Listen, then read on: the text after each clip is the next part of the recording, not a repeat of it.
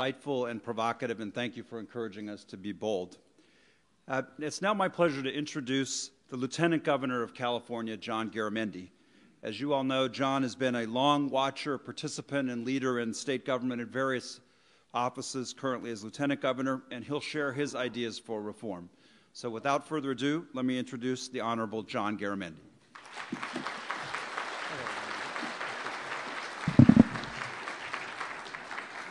Lenny, thank you very much, and Jim and the Bay Area Council for putting all this together. This is, as all of you know, a very, very important and timely subject. Dan, I was reading your column this morning, and I think you probably had the answer to all these questions. It had to do with legalizing marijuana, and perhaps we just sit back and let it be. I don't know, Dan. The solutions are going to be very, very hard to find for sure. I guess I'm just a product of the mother lode country of California, one of those counties that Dan was talking about. There was 500 of us in the community of McCallum Hill when I grew up, in three-room school, and we used to have wonderful debates at the town hall about what we ought to name the road that went down the gulch. And at the end of the day, there'd be a vote, and 50% or plus one would decide that the name would be Chili Gulch, which was the gulch in which my ranch, or my family's ranch, was located. So it was a majority program, and we taught civics. You had to take a civics class in the 7th and 8th grade, and it was about majority rule in America. And then in 1974, I got elected to the legislature and found out that that just didn't exist in Sacramento. But in Sacramento, it was not majority rule. It was, in fact, minority rule. Because the fundamental programs that dealt with the state issues of budgets, appropriations, taxes, those were all decided by the minority, not by the majority. Everything went topsy-turvy, upside down in my mind, and I learned to deal with it, and we did. From 74, 75 and on, we did a lot of things that got some progress in California, but not as much as was necessary, and Dan spoke to that. In the intervening years, additional things were added. Some very serious initiatives, Prop 13, the GAN limitation, and other initiatives, including term limits. And the ability of the legislature to deal with even the most difficult, the minority rule issue, just seemed to disappear. And so, while Dan very, very well laid out the nature of the problem and the effect that it's having on this marvelous place we call California, he really didn't come to some specific suggestions. And so what time I have available to you, I'd like to put some issues on the table for your consideration if there is a constitutional convention. And I know there's a great deal of discussion about how to do that. And Dan's final words spoke to at least some of the difficulties.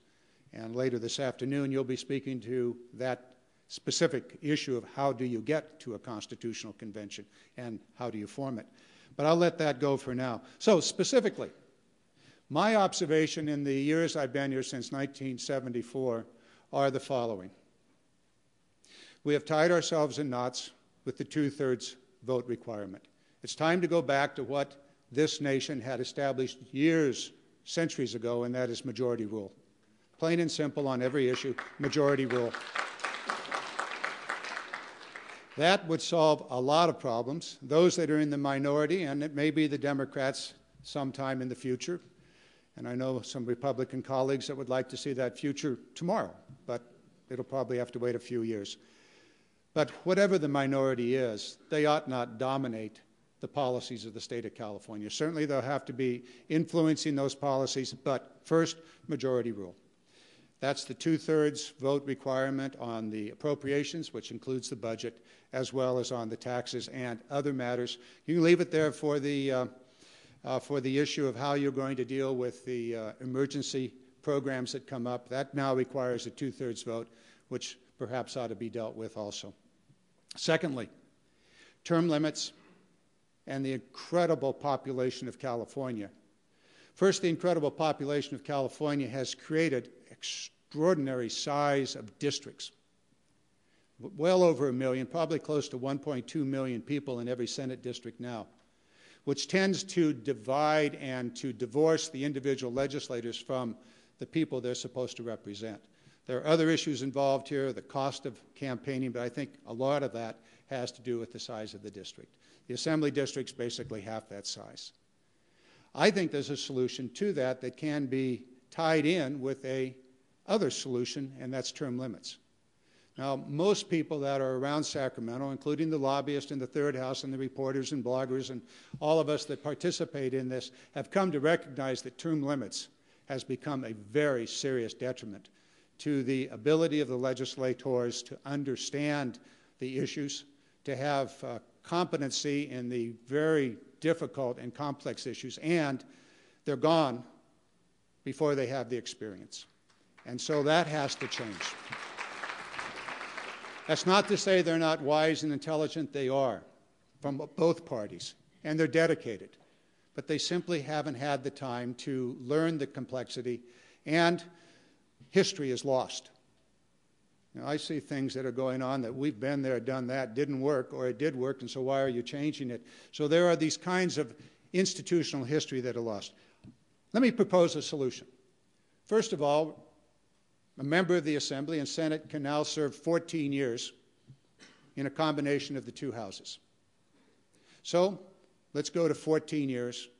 Let's deal with the size of the districts, and let's go to a unicameral legislature where the districts would be about 300,000 to between 300 and 400,000.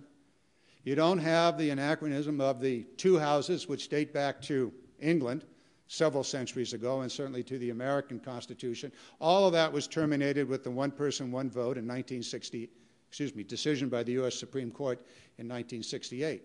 And so what's the reason for the two houses? Now, I've served in both houses, loved them both, and the great fight will be over, do we call them assembly members or senators? We'll call them, I don't know, representatives, whatever. We can figure out a name. Toss a coin, what makes no difference. But it seems to me that we can be far more efficient, effective, and responsible. Right now, Dan didn't speak to this, but back and forth between the two houses. Yes, there are multiple parties. We got Democrats and Republicans. Hey, that's an issue. But it's the Senate versus the Assembly and vice versa that the real fight occurs. And so those of us that have been around have seen that so many, many times. So go to unicameral, 14 years, no games played. If you have 12 years on or if you're at 14 years, I'm sorry, you're gone. If you have 2 years, well, you've got 12 more to go. And so make it simple. The games that have been played in the past with regard to term limits have terminated every effort to deal with term limits. Be straightforward with the people. No little special deals for legislative leaders and the like. They're all in the same boat. Those are three things that I think we can do, and I think it would have a profound impact on the ability of the legislature and the government of California to work. Majority rule, and let's go to a unicameral legislature, one house, smaller districts, 120 members, so that everybody has the opportunity to be there, and 14 years. Worth considering? I think so. My experience over all these years is to watch this place get tied up in even more difficult Gordian knots. It's not working. Dan has laid that out very well. And if we don't change it, maybe the only opportunity is what Dan wrote in his column this morning, that's to legalize marijuana and just forget about it. Thank you so very, very much.